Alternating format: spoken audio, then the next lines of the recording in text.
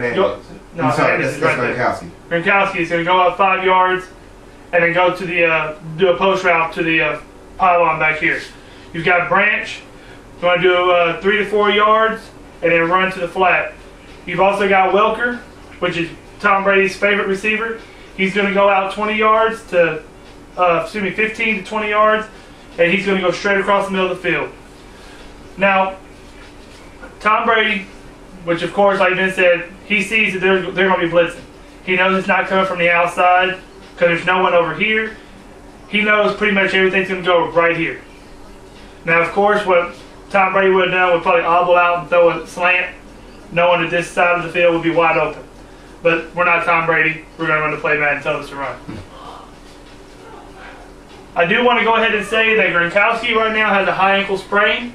He is questionable for the Super Bowl appearance. They like to run a 2-back shotgun set, but since we don't know about Gronkowski yet, we didn't want to do that. So Vince, go ahead and run the play.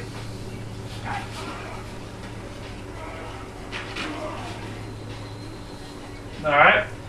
Now what we'll do is we'll do an instant replay to show you where everybody was and how everybody lined up against this particular defense. Alright, Vince, go ahead. Remember, this is Hernandez right here, your primary receiver. He's wide open. This is him.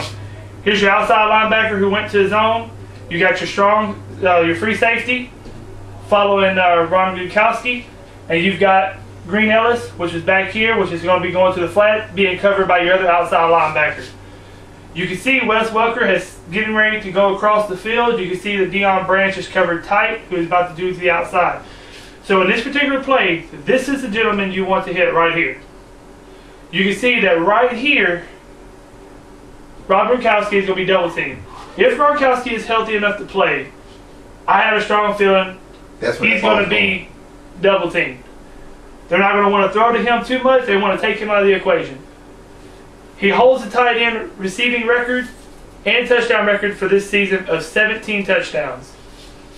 Welker's okay. He's also battling injuries as well. Deion Branch is a hit and miss. As you don't see Ocho Cinco out here on the field, he's a good person to take the top off the coverage, but he hasn't really been involved in their offense. And what Jimmy means when he says take the top off the coverage, he's usually going to be running streaks, Ocho Cinco, which means that a safety has to support the cornerback on that side, which opens up that side of the field for their slants for their tight ends. Now, as in the 2007 run that they had Randy Moss. Randy Moss, in my opinion, was one of the best wide receivers they've had. He could take the top off the coverage. He demanded a double team. So if he went down a streak, you would normally have your free safety or your strong safety along with the cornerback covering him, which opened up someone else down the field.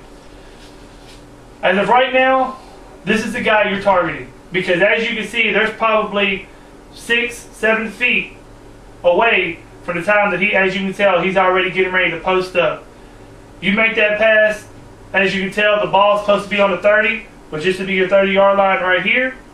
He's already 5. You make that catch, you're 2nd and 5. If he doesn't fall forward, and now you're 2nd and 3. Now as we let this play run, you see that the outside defensive end right here, he won. But Hernandez is open.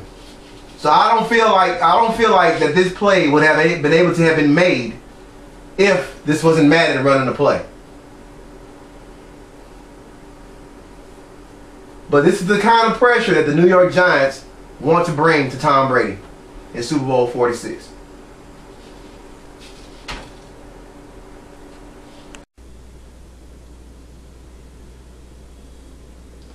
Alright, ladies and gentlemen, this is our last segment, segment 3.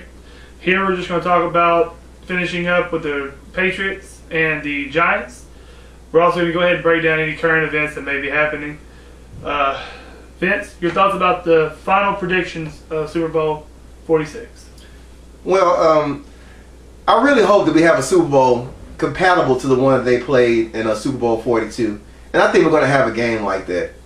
I'm really excited. After I'm not thinking we're going to have a letdown after 2 exciting AFC and an exciting AFC and an exciting NFC championship game.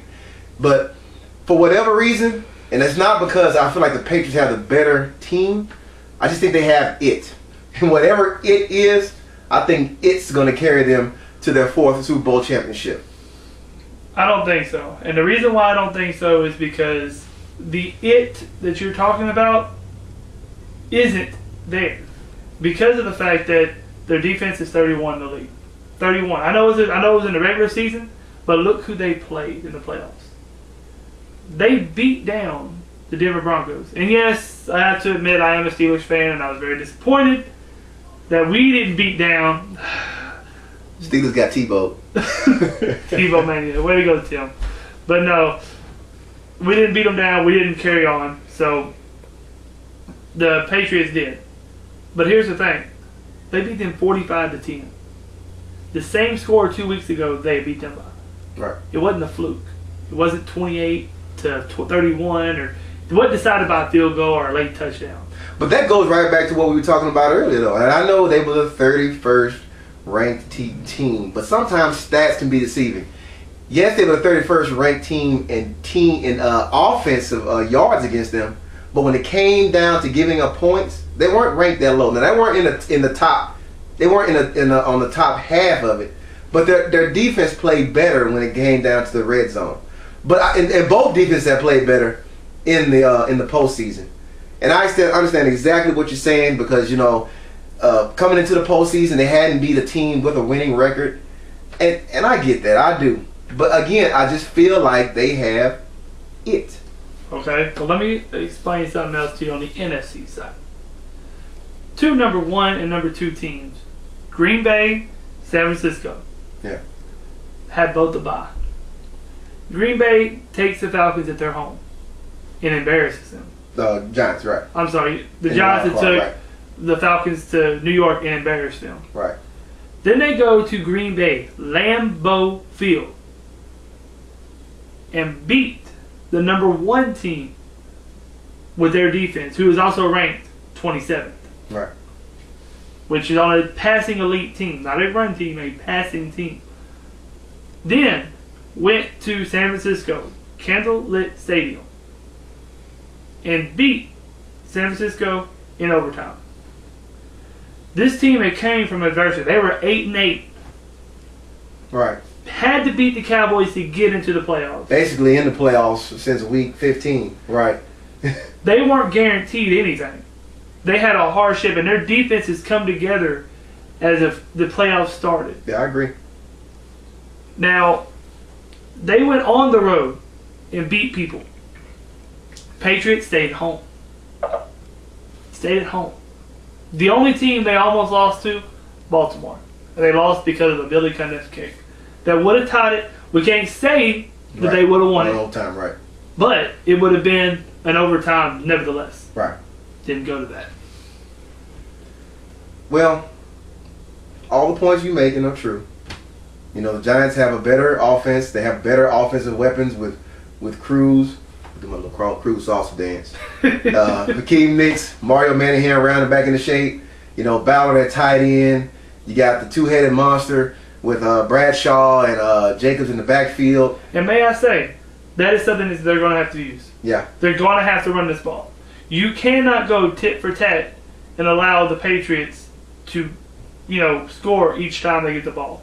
They got to control the clock. The one thing that I have to say about the Steelers when they played the Patriots, they converted all third down except for 2. Right. You've got to do that. You've got to keep Tom Brady off the field. The more time you get him on the field, he's going to score. Right. He may not score the first time, the second time, but he's going to score because he's that type of quarterback. Right. He's not. It's that type of offense. Bill Belichick is that kind of a coach. That's just the way that Tom Brady is. He's going to find ways to score if you give him the time. He's not the kind of quarterback that's going to sit there and get nervous. Right.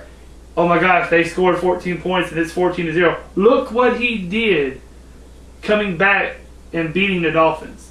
Right. I mean, this is just, he doesn't get nervous. Right. Like, look, we've done this before. Let's go out there and play. Right.